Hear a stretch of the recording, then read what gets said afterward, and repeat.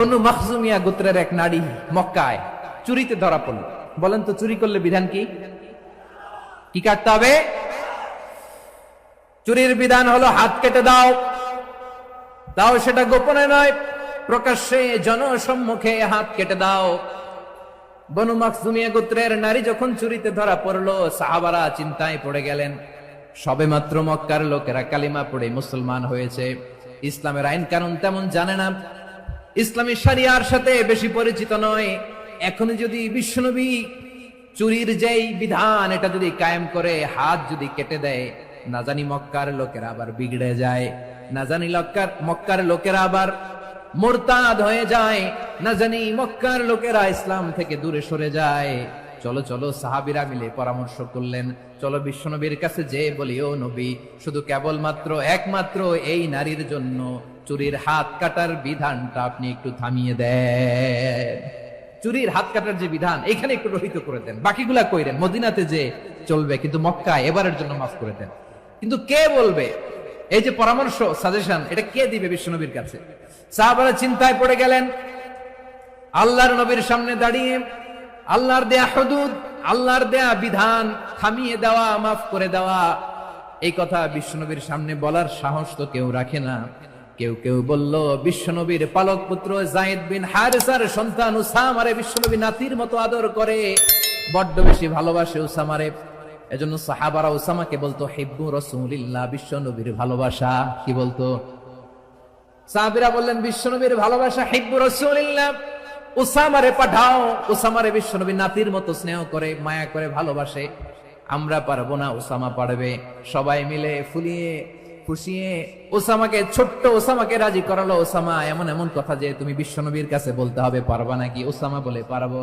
সাইয়েদনা Osama রাদিয়াল্লাহু তাআলা আনহু তরুণ সাহাবী বিশ্বনবীর কাছে গেলেন, যে বললেন, নবী, বনু মাখজুমিয়া গোত্রের এক নারী চুরিতে ধরা পড়েছে, এবারের জন্য কি এই মহিলাটারে মাফ করে দিলে হয় না? এবারের জন্য একটু ক্ষমা করা যায় না নবী? বিশ্বনবী বলেন, আতাশফাউ ফি হাদ্দিন মিন হুদুদিল্লাহ, তোমার এত বড় সাহস উসামা, তুমি আল্লাহর হাত, আল্লাহর দেয়া বিধান, এটার ব্যাপারে সুপারিশ করতে এসেছো? তোমরা কি জানো তোমাদের আগে যত কম, যত গোত্র, যত জনপদ ধ্বংস হয়েছে তার কারণ ছিল তাদের মধ্যে গরিবরা অন্যায় করলে তারা বিচার করত, আর ধনীরা অন্যায় করলে তারা মাফ করে দিত। খবরদার! ওয়া আইমুল্লাহ লাউ আন্না ফাতিমাতা বিনতি মুহাম্মাদিন সারাকাত লাকাতা মুহাম্মাদুন ইয়াদাহা। বিশ্বনবী বললেন, ওরে উসামা, বানু মাখজুমিয়ার ওই প্রেস্টিজিয়াস এন্ড ডিগনিফাইড ফ্যামিলির মেয়ে তো দূর কি বাত, অনেক দূরের কথা। জেনে রেখো উসামা, আমার কলিজার টুকরা, নয়নের পুটুলি ফাতেমাও যদি মক্কার জমিনে আজকে চুরির দায়ে ধরা পড়তো, আমি বিশ্বনবী মুহাম্মদুর রাসূলুল্লাহ ধরে ফাতেমার ডান হাতটা কেটে দিতে এক বিলম্ব দেরি করতাম না। ইন্নাল্লাহা ইয়া'মুরু বিল আদল, আমাদেরকে জাস্টিস শিখায় পশ্চিমারা, আমাদেরকে ইনসাফ শিখায়, আমাদেরকে সুশাসন শিখায়। আর ইনসাফ, সুশাসন, ন্যায় বিচার, সুবিচার, জাস্টিস কারে বলে বিশ্বনবীর বায়োগ্রাফি থেকে জেনে নাও। এই ছিল বিষ্ণু ঈসা ইসলামের আদালতের নমুনা। আপনি যদি সাইয়েদনা ওমরে ফারুকের জীবনীর দিকে তাকান, এমন কঠোর, এমন বীর সেনানী ছিলেন। সাইয়েদনা ওমরে ফারুক যদি রাস্তার এই মাথা দিয়ে হাঁটা শুরু করতেন, শয়তান ওমরে ফারুককে দেখলে ওই রাস্তা রেখে দিয়ে অন্য রাস্তা দিয়ে হাঁটতো। সুবহানাল্লাহ। ওমরে ফারুক রাদিয়াল্লাহু তাআলা আনহু কি পার্সোনালিটি ছিল, কি পার্সোনালিটি! আমাদের এলাকায় ছোট বাচ্চারা রাতে ভাত খেতে চায় না, আমার মেয়েটাও খেতে চায় না। এই এটা দিব, ওইটা দিব, আজকে মাহফিলে আসার সময় বলে দিছে লিস্ট করে এটা এটা আনতে হবে। তো ছোট্ট বাচ্চাদের অনেক বায়না থাকে, ওরা রাতে খেতে চায় না। তো মায়েরা বিভিন্ন ভয় দেখায়, এই বাঘ আসবে, বাঘ আসবে খাও, এই ভূত আসবে, ভূত আসবে খাও। আপনারা কি বলেন চট্টগ্রামে? কি আসবে? হ্যাঁ, ভূত, ভূত, ভূত আসবে, বাঘ আসবে, খাও খাও খাও, তাড়াতাড়ি খাও। তো বাচ্চারা এগুলো শুনে ভয়ে খেতে শুরু করে। মদিনার জমিনেও একই ঘটনা ঘটতো। মদিনার ছোট্ট ছোট্ট সোনামণিরা খেতে চাইতো না। তো মায়েরা বলতো, হা হুয়া ইয়াতি উমর, হা হুয়া ইয়াতি উমর, ওই যে ওমর আসতেছে, উমর। ওমরে ফারুকের কথা শুনলে বাচ্চারা একেবারে ঠান্ডা। সুবহানাল্লাহ পড়বেন না? প্রভু তুমি বলেছ রাসূল দেবে না, বলনি দেবে না ওমর, বলনি দেবে না হামজাতারি খালিদ বিজয় সমর। প্রভু তুমি বলেছ রাসূল দেবে না, বলনি দেবে না ওমর, বলনি দেবে না হামজাতারি খালিদ বিজয় সমর। প্রভু তুমি বলেছ রাসূল দেবে না। আল্লাহু আকবার। ওমর ফারুক রাদিয়াল্লাহু তাআলা আনহু, ওনার কথা শুনলে গায়ের মধ্যে গুজবাম হয়, গায়ের পশমগুলো দাঁড়িয়ে যায়। সুবহানাল্লাহ বলেন। কি পার্সোনালিটি ছিল, কি ব্যক্তিত্ব ছিল। মুনাফিকরা ওমর ফারুককে জমের মতো ভয় পেতেন। শয়তান, খুদ শয়তান এই রাস্তা দিয়ে আসলে শয়তান অন্য রাস্তা দিয়ে হাঁটত। ওমর ফারুক রাদিয়াল্লাহু তাআলা আনহুর জীবনে যদি দেখেন, তাহলে সেখানে আপনি আদালতের, ইনসাফের, সুশাসনের, জাস্টিসের নমুনা দেখতে পাবেন। কয়টা শুনবেন? সাইয়েদনা ওমর ফারুকের রাদিয়াল্লাহু তাআলা আনহুর সন্তান আব্দুর রহমান মিশরে মদ খেয়ে মদ্যপ অবস্থায় ধরা পড়েছে। মদ খাওয়ার কারণে, মদ যদি কেউ পান করে আর যদি প্রমাণিত হয়, তার বিচার হলো 80 বেত। আওয়াজ করে বলেন কয় বেত? বাংলাদেশেও তো এই আইন আছে নাকি? বাংলাদেশে আছে? হ্যাঁ, মদ খাইলে 80 বেত, এই আইন বাংলাদেশে চালু হোক। আমরা চাই কি চাই না? চাই সবাই। এজন্যই তো ইসলাম ভাল লাগে না। ইসলামকে ভাল লাগে না। ইসলামকে আউট করে রাখতে পারলেই তো এরকম বড় বড় বোতল খাওয়া যায়। একেবারে সহজ, পানির মতো সহজ, হিসাব একেবারে সহজ। ওমর ফারুক রাদিয়াল্লাহু তাআলা আনহুর ছেলে ভুল করে মদ পান করে ফেলেছিলেন। আব্দুর রহমান, ঘটনা ঘটেছে মিশরে। মিশরের গভর্নর তখন আমর ইবনুল আস রাদিয়াল্লাহু তাআলা আনহু। আব্দুর রহমানের ভাই যে গভর্নরকে বলল, গভর্নর যদি একটু দয়া করেন, খলিফার ছেলে আমার ভাই আব্দুর রহমান মদ্যপ অবস্থায় ধরা পড়েছে, জনসম্মুখে যদি আপনি বেত্রাঘাত করেন আমাদের প্রেস্টিজ থাকে না। যদি 80 বেত আপনি মারেন আমার কোনো কথা নাই, কিন্তু ঘরের ভেতরে মারেন। আব্দুর রহমানের ভাইয়ের সুপারিশ শুনে সাইয়েদনা আমর ইবনুল আস রাদিয়াল্লাহু তাআলা আনহু রাজি হয়ে গেলেন। ঘরের ভেতরে লোকচক্ষুর আড়ালে 80 বেত তিনি মানলেন। কিন্তু ঘটনাক্রমে এই কথা লুকিয়ে লুকিয়ে ঘরের ভেতরে 80 বেত মারার কথা সাইয়েদনা ওমর ফারুক মদিনা থেকে জানতে পারলেন। মদিনা থেকে তিনি ফরমান জারি করলেন, এই বিচার যেমনটি আমর ইবনুল আস আদায় করেছে, এটা প্রকৃতপক্ষে আদায় হয় নাই। আসো সবাই মদিনায় আসো, আমর ইবনুল আস মদিনায় আসো, আব্দুর রহমানও আসো, সবাই আসো, জনসম্মুখে এই বিচার কার্যকর করতে হবে। সাইয়েদনা ওমর ফারুক মসজিদে নববীর পিলারের মধ্যে নিজের ছেলেকে বাঁধলেন, আবার জনসম্মুখে 80টা বেত তার গায়ের মধ্যে মারলেন। মাজমুয়ে ফাতাওয়া ইবনে তাইমিয়া রাহিমাহুল্লাহ উনি এটা নকল করেছেন। এটা সবচেয়ে বিশুদ্ধ মত। আর অনেক মত আছে, মারা গেছে কবরের উপর, ওগুলো বাদই দিলাম। কেমন খলিফা ছিলেন, কেমন খলিফা! পশ্চিমারা তোমরা জাস্টিস আমাদেরকে শেখাও, ইনসাফ কারে বলে সুশাসন আমাদেরকে তোমরা শিখাও। ওমর ফারুক রাদিয়াল্লাহু তাআলা আনহু ওই বিচারকে তিনি ধর্তব্য মনে করেন নাই। মদিনাতে এনে আবার জনসম্মুখে আবার 80 বেত মেরেছেন। মিশরে ওমর ফারুক রাদিয়াল্লাহু তাআলা আনহু আমর ইবনুল আসকে গভর্নর করে পাঠালেন। সেখানে আমর ইবনুল আসের ছেলে একটা প্রতিযোগিতায় রানার আপ হয়েছে। এক মিশরি সেখানে চ্যাম্পিয়ন হয়েছে। রানার আপ বুঝতে পেরেছেন তো? রানার আপ সেকেন্ড হয়েছে, এক মিশরি হয়েছে চ্যাম্পিয়ন প্রথম। কিন্তু গভর্নরের ছেলে ও জিততে পারে নাই। ও রাগে ওই মিশরির গায়ের মধ্যে কয়েকটা লাঠি দিয়ে বাড়ি মেরেছে। মিশরি যে মদিনাতে ওমর ফারুকের কাছে বিচার দিলেন, আপনার গভর্নরের ছেলে অন্যায় ভাবে আমার গায়ে হাত তুলেছে। সাইয়েদনা ওমর ফারুক আবার ফরমান জারি করলেন, আসো মদিনাতে আসো। মিশরীকে ডাকলেন। ওই মিশরের গভর্নর আমর ইবনুল আস রাদিয়াল্লাহু তাআলা আনহুকে ডাকলেন, তার ছেলেকেও ডাকলেন। সবাই বসে রইল। আমর ইবনুল আস রাদিয়াল্লাহু তাআলা আনহু মাথা নিচু করে বসে আছেন, লজ্জায় কাচুমাচু। হায় হায়, আজকে আমার ছেলের কারণে আমিরুল মুমিনিন খলিফাতুল মুসলিমিন ওমর ফারুকের কাছে আমি জনসম্মুখে লজ্জিত হচ্ছি। সাইয়েদনা ওমর ফারুক বললেন, এই নাও লাঠি। গভর্নরের ছেলে তোমার মাথার মধ্যে যতগুলো বাড়ি মেরেছে, আজকে জনসম্মুখে তুমি অতগুলা বাড়ি মারো। মিশরি বলে, থাক, আপনি যে ডেকে আনছেন সবার সামনে এটা বলছেন, এতেই আমি খুশি। আল্লাহু আকবার। আপনার মহানুভবতা দেখে আমি খুশি, আর অপমানের দরকার নাই। ওমরে ফারুক বলে, না খবরদার, এই কথা মিশরি তুমি বলো না, মারো, যতগুলা বাড়ি মেরেছে মারো। বাধ্য হয়ে মিশরি আমর ইবনুল আসের সামনে ওনার কলিজার টুকরা সন্তানের মাথার মধ্যে বাড়ি মারতে আরম্ভ করলেন। ঠিক যতগুলা বাড়ি গভর্নরের ছেলে আমর ইবনুল আসের ছেলে মিশরির গায়ে মেরেছিল, মাথায় মেরেছিল, মিশরি গুনে গুনে ততটা মারলেন। এই দৃশ্য দেখে ওমরে ফারুক রেগে মেগে আগুন, রাগের চোটে রাগ সামলাতে না পেরে, আর নিজেকে সামলাতে না পেরে মিশরিরে বললেন, ছেলেরে মারা শেষ হয়ে গেলে এবার বাবার টাক মাথার মধ্যে কয়েকটা বাড়ি মার। রাগের চোটে, আউট অফ অ্যাঙ্গার, রাগের চোটে, যে আমার পাঠানো গভর্নর আমর ইবনুল আস তার ছেলেকে কেন আদব তারবিয়া কেন শিক্ষা দিতে পারে না। ছেলেরে মারা হইলে এবার আমর ইবনুল আসের মাথার মধ্যে দুইটা মারো, এটা রাগে বলেছে, এটা শাস্তি হিসেবে না। সুবহানাল্লাহ পড়ো। তোমরা আমাদেরকে সুশাসন শিখাও, আমাদেরকে সুশাসন শিখাও। বিশ্বনবী বলেন, আদল এটা যেন কোনো বিষয় না, এটা দিয়েই মানবিক সমাজ গড়তে হবে।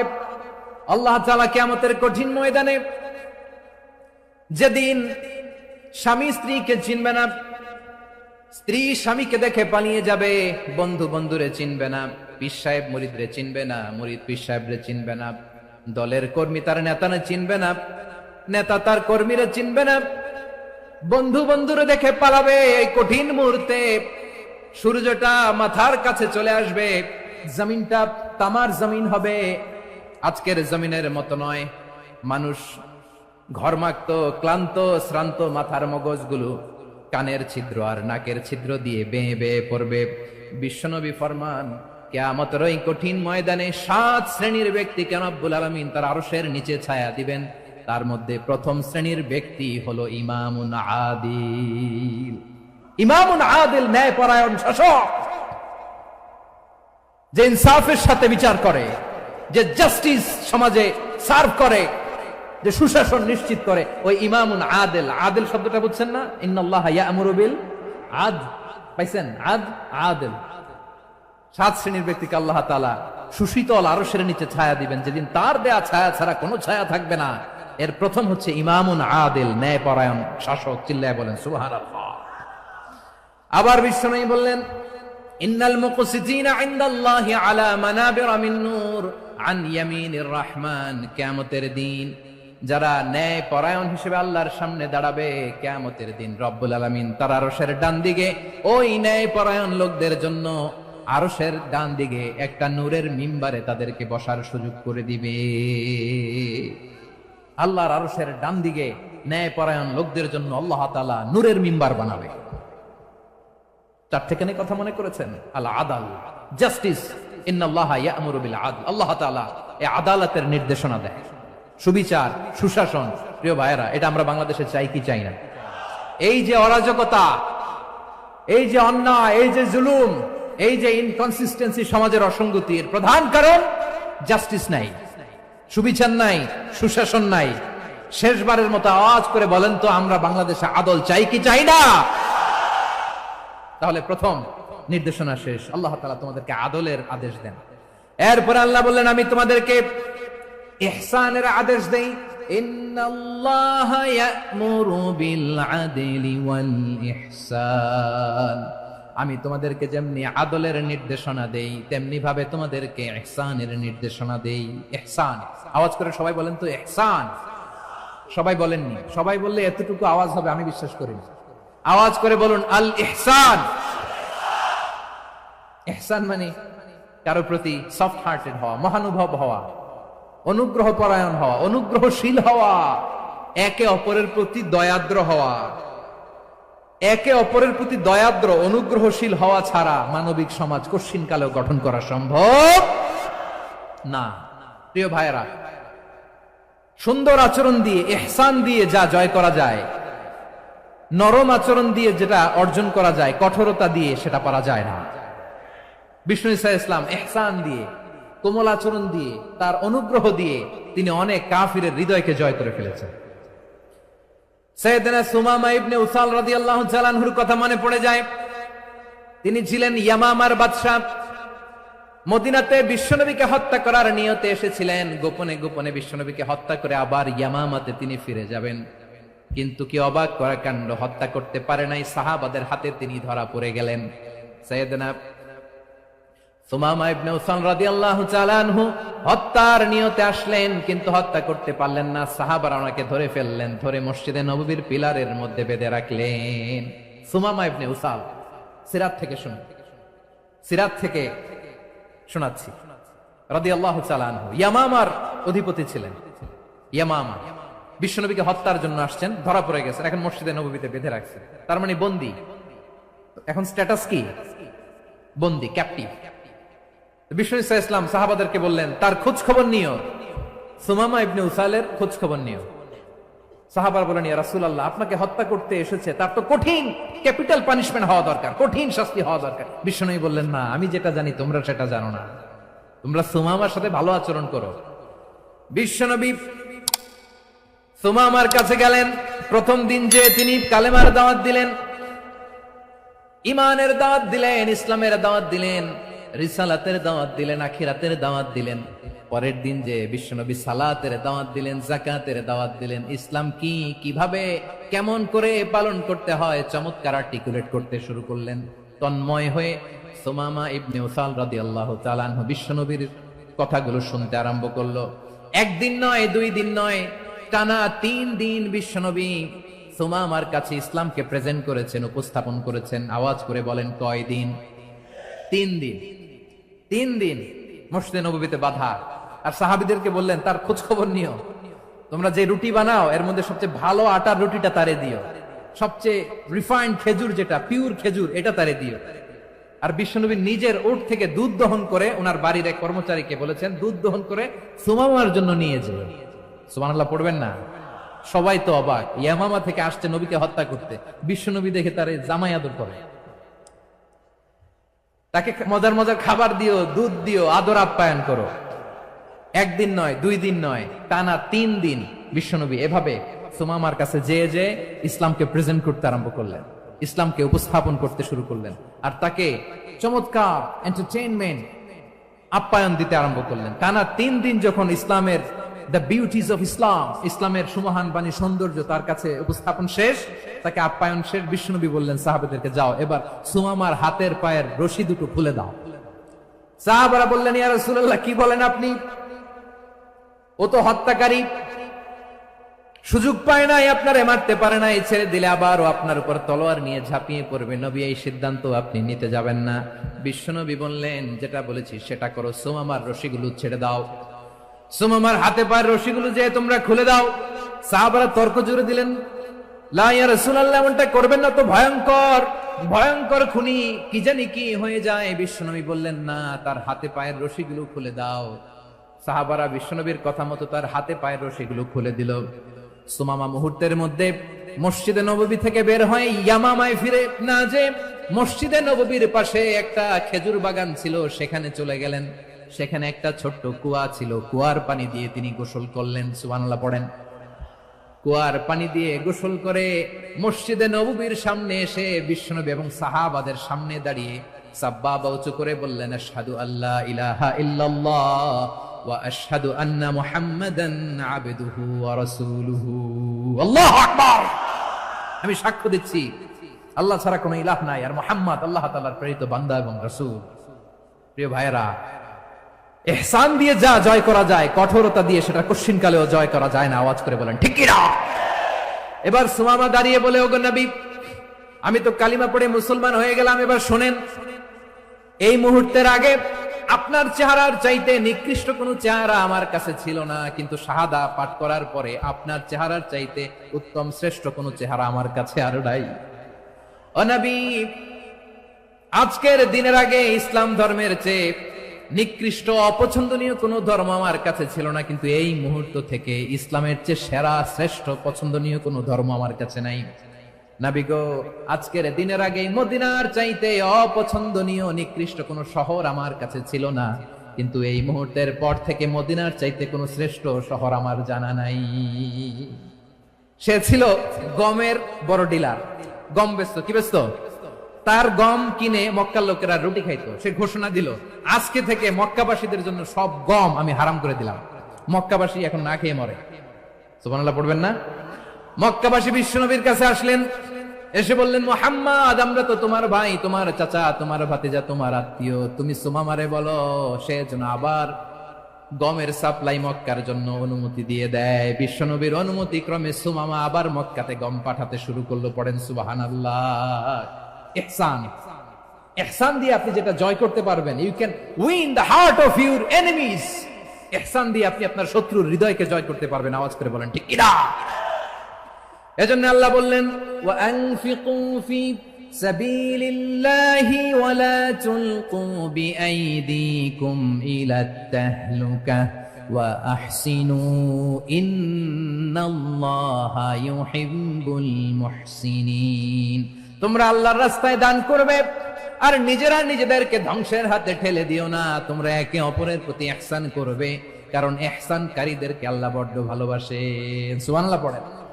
আবার সূরা রহমানে আল্লাহ বললেন, হাল জাযাউল ইহসানি ইল্লাল ইহসান ফাবিআইয়ি আলা, সবাই পড়েন, ফাবিআইয়ি আলাই রাব্বিকুমা তুকাযযিবান।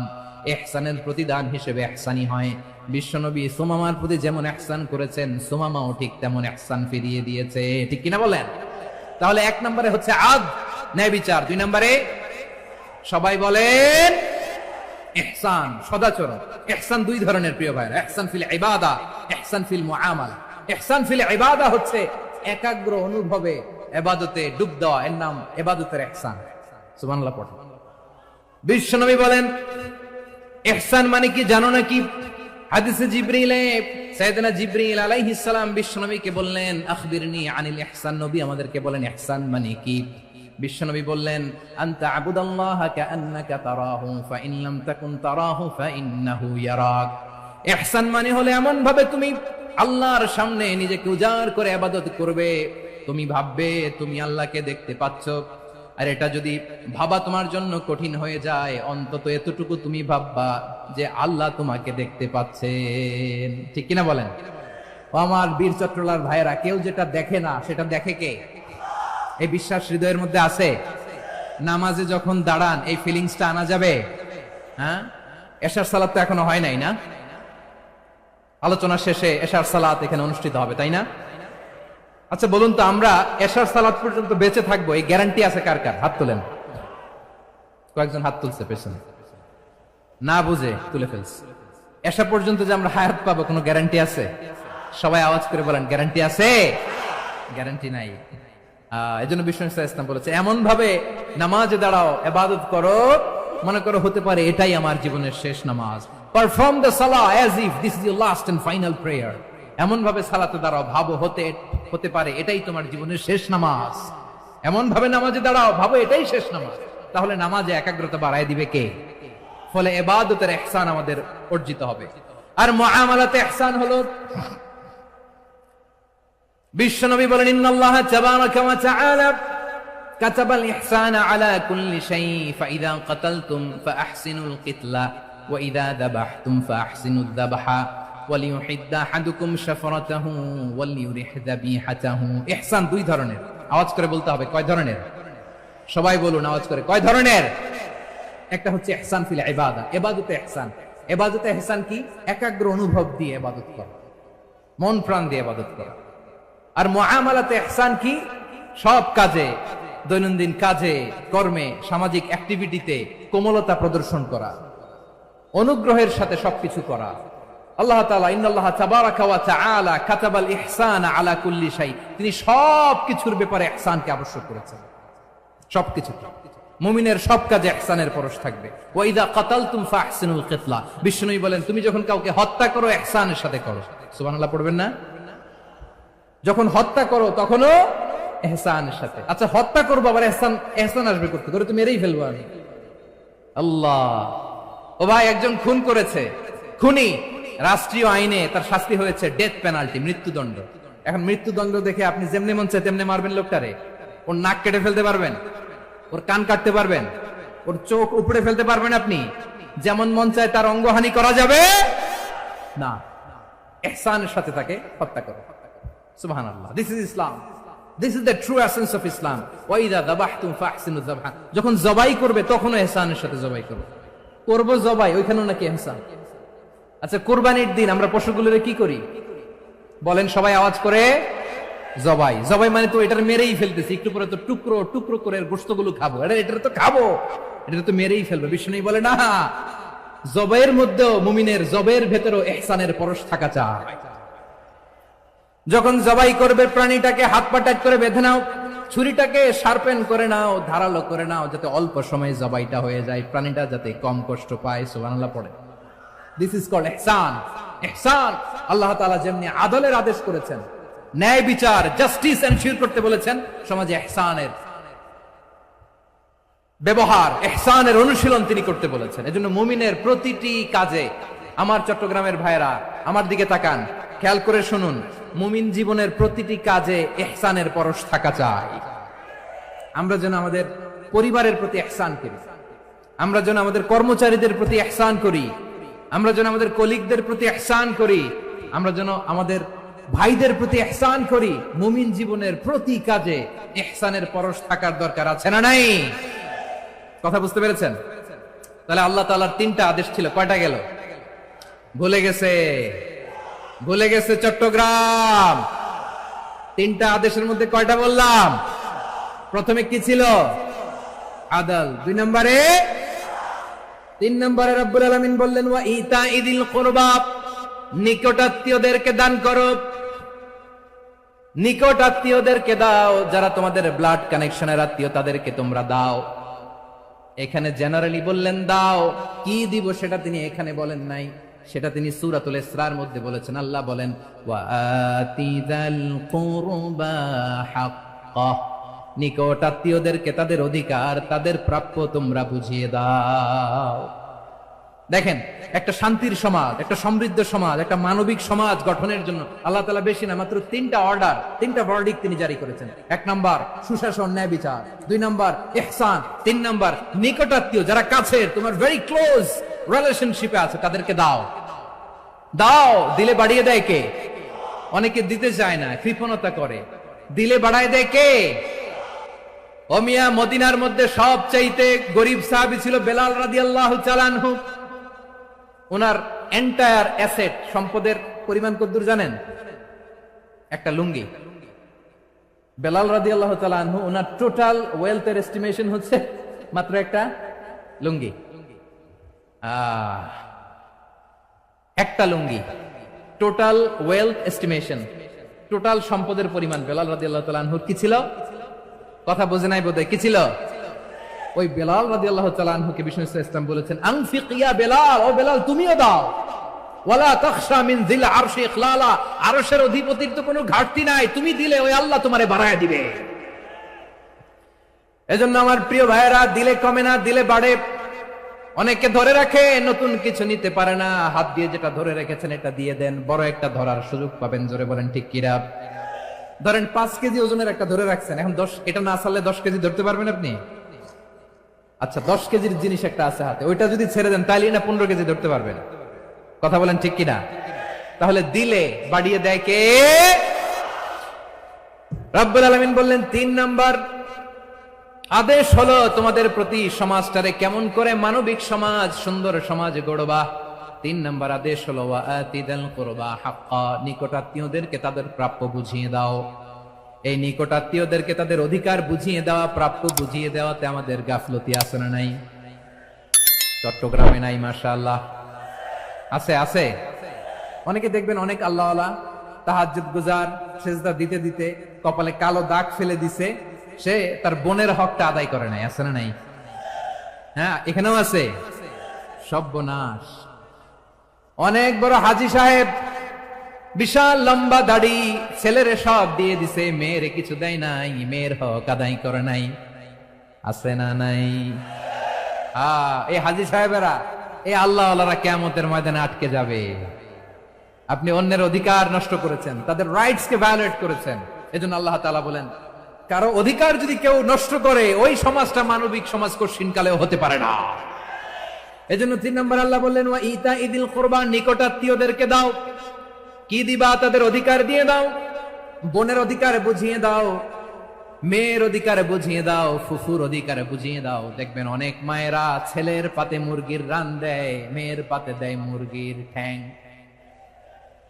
এরকম আছে না নাই? ছেলেরা কি দেয় মুরগির, মেয়ের পাতে কি দেয়?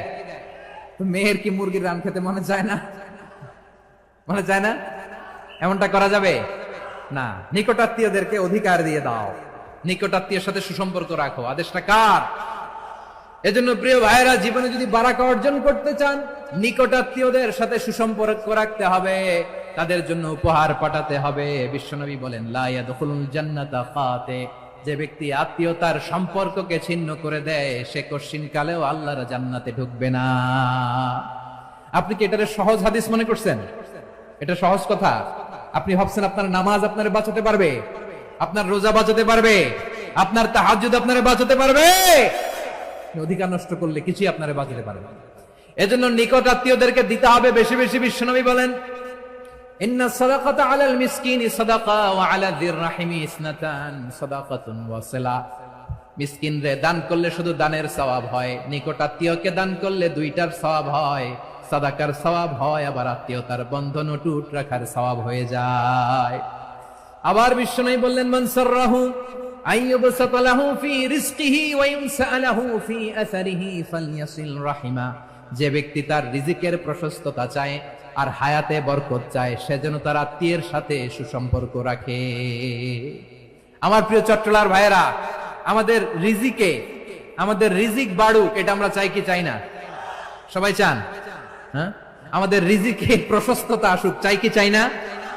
আমাদের হায়াতে বরকত আসুক, আমরা চাই কি চাই না?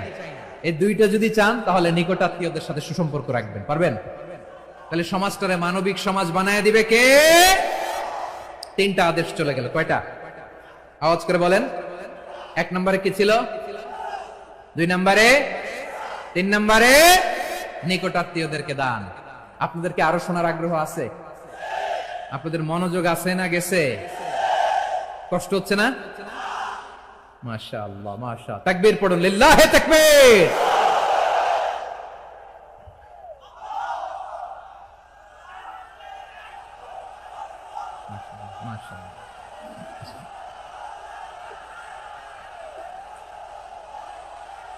আমার প্রিয় ভাইয়েরা,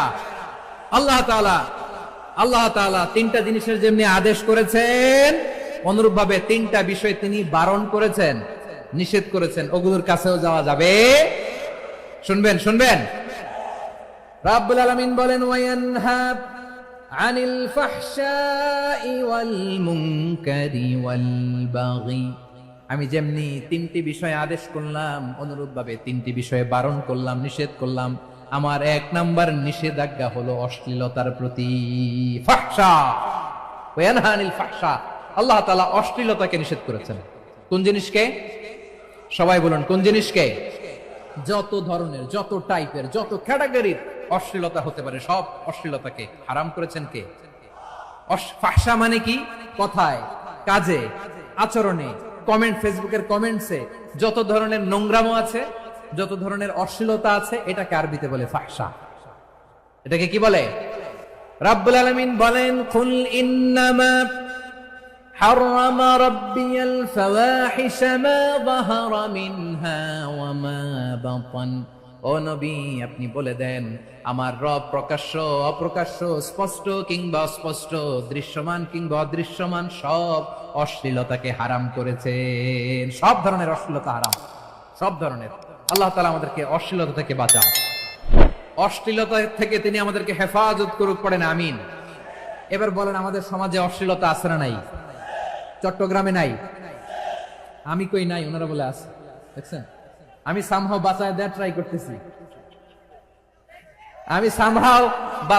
ট্রাই করতেছি, ওনারা বলে আছে।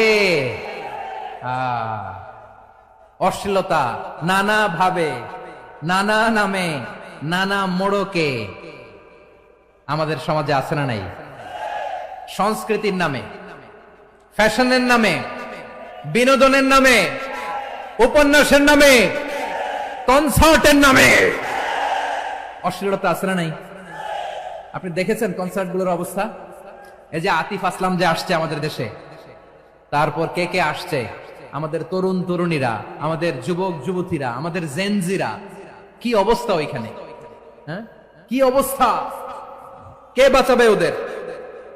কে রক্ষা করবে ওদের ইমানের, ওদের চরিত্রের হেফাজতের গ্যারান্টি কে দিবে? কনসার্টের নামে অশ্লীলতা আছে না নাই? ছেলে মেয়ে একে অপরকে জড়ায় ধরতেছে, একে অপরকে চুমু খাচ্ছে প্রকাশ্যে, দিবালোকে, গণমানুষের সামনে। আল্লাহ তাআলা এই অশ্লীলতা থেকে আমাদেরকে বেঁচে থাকতে বলেছেন, বেঁচে থাকতে বলেছেন। রূপালী জগতের নামে অশ্লীলতা আছে না নাই? এই টার্মটা আপনারা জানেন না? রূপালী জগৎ কি জগৎ? আসলে কি রূপালী জগৎ না অন্ধকার জগৎ? আমার বোনেরা, আপনাদেরকে যে কি বলে তারা বুঝায়, রূপালী জগৎ শুনেই আপনি ভরকে যাবেন না। রূপালী জগতে যে নারী যত বেশি উলঙ্গ, সে নাকি তত বেশি সাহসী। জানেন, বলে এটা একটা সাহসী নারী, খুব সাহসী পদক্ষেপ তার। যত বেশি শরীর থেকে কাপড় নামাতে পারবে, যত বেশি বস্ত্রহীন হয়ে নিজেকে প্রেজেন্ট করতে পারবে, সে নাকি তত বেশি সাহসী। আমার চট্টলার ভাইয়েরা, শয়তানের প্রথমে এজেন্ডা ছিল বনি আদমকে বস্ত্রহীন করা। সে আদম এবং হাওয়া আলাইহিস সালামকে নিষিদ্ধ গাছের ফল খাইয়ে তাদেরকে বস্ত্রহীন করেছে। এই জামিনেও সে আমাদেরকে বস্ত্রহীন করতে চাইবে। এই রূপালী জগতের নামে তারা এটা করে। আমার প্রিয় বোনেরা, আপনি জানেন না আপনার দাম কত? ওরা আপনাদেরকে বিজ্ঞাপনের সস্তা পণ্য বানাতে চায়। ওরা আপনাদেরকে ওদের ভোগের লিপসার টুলস বানাতে চায়। ওরা আপনাদেরকে দিয়ে ওদের খায়েশ পূরণ করতে চায়। এটা আপনাদের জন্য মোটেও ডিগনিটি নয়, এটা আপনাদের জন্য সম্মান নয়। আপনার সম্মান শালীনতায়, আপনার সম্মান হেজাবে, আপনার সম্মান ভদ্রতায়, আপনার সম্মান আপনার ডিসেন্ট পোশাকে। পোশাক বলে দেয় এই নারীটা ভদ্র না অভদ্র। পোশাক বলে দেয় এই মেয়েটা কোন ঘরের মেয়ে। আওয়াজ করে বলেন ঠিক কিনা? আপনি জানেন না, আপনারা এই সস্তা পণ্য বানায়, ভোগের পণ্য, বিলবোর্ডে আপনাকে উলঙ্গ করে উপস্থাপন করে। এই অশ্লীলতার সাথে ইসলামের কোন সম্পর্ক। এজন্য আল্লাহ বলেন, আমি অশ্লীলতাকে হারাম করেছি।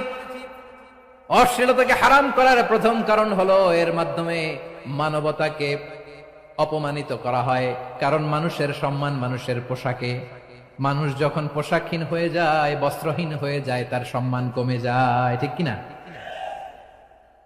অশ্লীলতাকে হারাম করার প্রথম কারণ হচ্ছে মানুষ মানুষকে অপমান করে। একটা নারী, সে তো সম্মানিত, নারী যে কত সম্মানিত নারীরা এটা বুঝেই নাই। বিশ্বনবী বলেন, আদ-দুনিয়া কুল্লুহা মাতা ওয়া খায়রু মাতা'আদ দুনিয়া আল মারআতুস সালিহা। আমার বোনেরা, 5টা প্যান্ডেলে আপনারা এলইডিতে আমার আলোচনা শুনছেন, আমি জানি। আপনাদের এই গর্ভ যে কত দামি আপনি জানেন না। আপনার পেট থেকেই আসবে আগামী দিনের সালাহুদ্দিন আল আইয়ুবী। আপনার পেট থেকেই আসবে অনাগত দিনের ইমাম মাহদী আল মুনতাযর। আপনার পেট থেকেই আসবে অনাগত দিনের ফয়সাল, ওয়াসিম, মুগ্ধ, আবু সাইদের মতো বীর যোদ্ধা।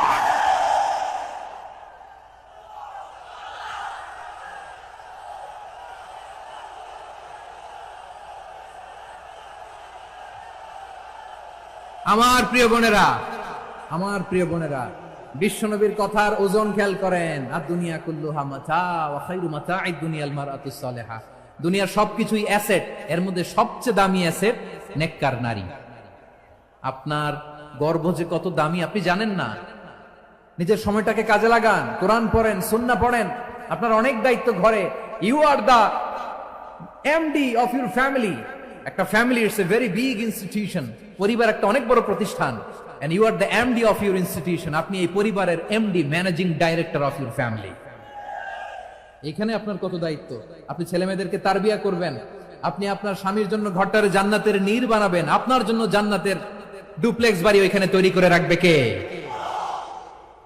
আপনি যে কত দামি আপনি জানেন না। নারীদেরকে আল্লাহ বানিয়েছেন উচ্চতর করে, নিম্নতর নয়। নারীদেরকে ছোট্ট জিনিস দিলে এটারে বড় করে দেয়। নারীদেরকে ভ্রূণ দিলে, শুক্রাণু দিলে নারী এটারে বাচ্চা হিসেবে উপহার দেয়, ঠিক কিনা? বিয়ের মাধ্যমে স্বামী যখন তার শুক্রাণু তার স্ত্রীকে উপহার দেয়, স্ত্রী রিটার্নে কি উপহার দেয়? ফুল ফর্ম বেবি, মানব সন্তান। দেখছেন, আপনি দিলেন একটুকুনি, দিছে বিশাল। আপনি যদি নারীকে বাজার এনে দেন, নারী এটাকে সুস্বাদু খাবারে রূপান্তর করে দেয়। আপনি তাকে একটা মুচকি হাসি দিয়ে দেন, সে তার কলিজা দিয়ে দেয়। কিন্তু যদি আপনি তার মনে কষ্ট দেন, সে আপনার জীবনকে জাহান্নাম বানায়া দেয়। খবর আছে, নারীর মন বুঝতে পারলে নেয়ামত, বুঝতে না পারলে কিয়ামত। ঠিক কিনা বলেন? আমার প্রিয় বোনেরা, আপনি যে কত দামি আপনি জানেন না, জানেন না আপনি কত দামি, অনেক দামি আপনি। আপনাদেরকে যেন ভোগের সস্তা পণ্য বানাতে না পারে, আপনাদেরকে সচেতন থাকতে হবে, সজাগ থাকতে হবে, কনসার্ন থাকতে হবে। শয়তানের ওই হাতছানির দিকে আর নজর দেওয়া যাবে না। তাহলে কেন আল্লাহ তাআলা এই ফাহশা অশ্লীলতাকে হারাম করলেন? এক নাম্বার, এতে হিউম্যান ডিগনিটি কমে। দুই নাম্বার, এতে মানুষের অধিকার নষ্ট হয়। আপনি বিয়ে করেছেন, এরে পরকিয়া করেন, ওর সাথে এরকম আছে না নাই? স্ত্রীর অধিকার নষ্ট করেছেন। আপনি বিবাহ সম্পর্কে আবদ্ধ হয়েছেন তার সাথে, আপনি পরকিয়া করেন ওই ছেলের সাথে, আপনি আপনার হাজবেন্ডের সাথে বিট্রে করেছেন। এজন্য আল্লাহ অশ্লীলতাকে হারাম করেছেন। অশ্লীলতাকে হারাম করার আরেকটা কারণ হচ্ছে আল্লাহ তাআলা এই হিউম্যান জেনারেশনকে, এটাকে প্রিজার্ভ করতে চায়। হিফজুন নাসল, এটা মাকাসিদুশ শরিয়ার অনেক গুরুত্বপূর্ণ একটা মাকাসিদ, অনেক গুরুত্বপূর্ণ। আপনার নাসল, আপনার জেনারেশনকে সংরক্ষণ করা। এই যে আসতেছে ফেব্রুয়ারি, কত ফেব্রুয়ারি জানো? এটা কি বিশ্ব ভালোবাসা দিবস? হ্যাঁ, কি দিবস? এই বিশ্ব ভালোবাসা দিবসের সাথে মুসলমানদের কোনো সম্পর্ক নাই। আমার প্রিয় ভাইরা, এই যে আপনি অবৈধ সম্পর্কে জড়ালেন, কেন আল্লাহ অশ্লীলতাকে হারাম করেছে দেখেন। বলতেছিলাম যে এটা আপনার নাসল, আপনার জেনারেশন, আপনার লিনিয়েজ, আপনার বংশকে প্রিজার্ভ করা। কে কার বাবা, কে কার মা, বাবা মা জানা, প্রজন্মকে প্রিজার্ভ করা, এটা ইসলাম ওয়াজিব করে দিয়েছে। এই যে অবৈধ সম্পর্কের কারণে, বিশ্ব বেহায়া দিবসের কারণে, এগুলোর আউটকাম, আউটপুট হিসেবে মাঝে মাঝে ঢাকা মেডিকেলের ডাস্টবিনে নবজাতকের বাচ্চার কান্নার আওয়াজ শুনতে পাওয়া যায়। চট্টগ্রাম মেডিকেলের ডাস্টবিনে নবজাতকের কান্না শুনতে পাওয়া যায়। বীর চট্টলার মুসলমানেরা বুঝতে পারলে আওয়াজ করে বলেন, এই যে চট্টগ্রাম মেডিকেলে যে নবজাতকটা পাওয়া গেল, ওর বাবাকে আমাকে বলেন, ওর বাবাকে, ওর মাকে, ও কোন ফ্যামিলির সন্তান কেউ জানে? আপনি হিউম্যান ডিগনিটিকে অপমান করেছেন না? আপনি তার ভবিষ্যৎকে অন্ধকার করেছেন না? আপনি তার লিনিয়েজকে প্রশ্নবিদ্ধ করে দিয়েছেন না? এই জন্য আল্লাহ তাআলা অশ্লীলতাকে আমাদের জন্য হারাম করে দিয়েছেন। পড়েন সুবহানাল্লাহ। এই জন্য রাব্বুল আলামিন বলেন, কুল ইন্নামা হারামা রাব্বিয়াল ফাওয়াহিশা মা যাহারা মিনহা ওয়া মা বাতান। প্রকাশ্য অপ্রকাশ্য সব অশ্লীলতাকে হারাম ঘোষণা করে দিয়েছে কে? আবার দুনিয়ার বুকে যারা অশ্লীলতার প্রসার করে তাদের জন্য শাস্তি